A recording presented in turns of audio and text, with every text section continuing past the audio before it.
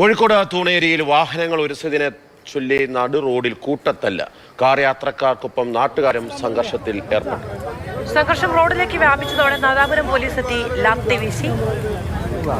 കൂട്ട അടിയാണ് നടക്കുന്നത്. മുഹമ്മദ് ഷഹീദ് വിവരങ്ങളുമായി ചേരുന്നുണ്ട്.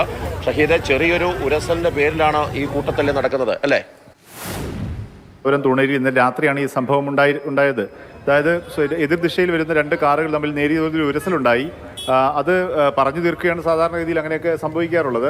പക്ഷേ അത് ചോദ്യം ചെയ്യാൻ വേണ്ടി അങ്ങനെയാണ് രണ്ട് വിഭാഗവും രണ്ട് കാറിലുള്ള സംഘവും ചേരി തിരിഞ്ഞുള്ള സംഘർഷമുണ്ടായത്. എടുത്തു പറയേണ്ട കാര്യം, സാധാരണ നാട്ടുകാർ ഇത്തരം സംഘർഷങ്ങൾ ഉണ്ടാകുമ്പോൾ അത് പിടിച്ചു മാറ്റാനോ അല്ലെങ്കിൽ ആ തരത്തിലൊരു അതിൻ്റെ തീവ്രത കുറയ്ക്കാനുള്ള ശ്രമം നടത്തും. പക്ഷേ നമ്മൾ മനസ്സിലാക്കിയെടുത്തോളം ആ പ്രദേശത്തുണ്ടായിരുന്ന ആളുകളും അത് കണ്ടുവന്നവരെല്ലാം അവരും ഈ രണ്ട് ചേരികളായി നിന്ന് സംഘർഷത്തിൽ പങ്കാളികളായി എന്നുള്ളത് തന്നെയാണ്. അത് സംഘർഷം തൂണേരി സംസ്ഥാന പാതയാണ്. അവിടെ ഗതാഗത തടസ്സം ഉണ്ടാകുന്ന രീതിയിലേക്ക് സംഘർഷം വ്യാപിച്ചപ്പോഴാണ് നാദാപുരം പോലീസ് സ്ഥലത്തെത്തി ലാത്തി വീശി അവരെ അവിടുന്ന് വിരട്ടി ഓടിച്ചത്. ഏതായാലും ഇപ്പോൾ രണ്ട് വിഭാഗം കാറിൽ സഞ്ചരിച്ച രണ്ട് ടീമുകളും ഇപ്പോൾ നാദാപുരം പോലീസ് സ്റ്റേഷനിൽ പരാതിയുമായി എത്തിയിട്ടുണ്ട്. ചിലർക്ക് പരിക്കേറ്റിട്ടുണ്ട്. വിഷയത്തെക്കുറിച്ച് കൂടുതൽ അന്വേഷിച്ച് പരിശോധിച്ച് കേസെടുക്കുമെന്നാണ് നാദാപുരം പോലീസ് അറിയിച്ചിട്ടുള്ളത്.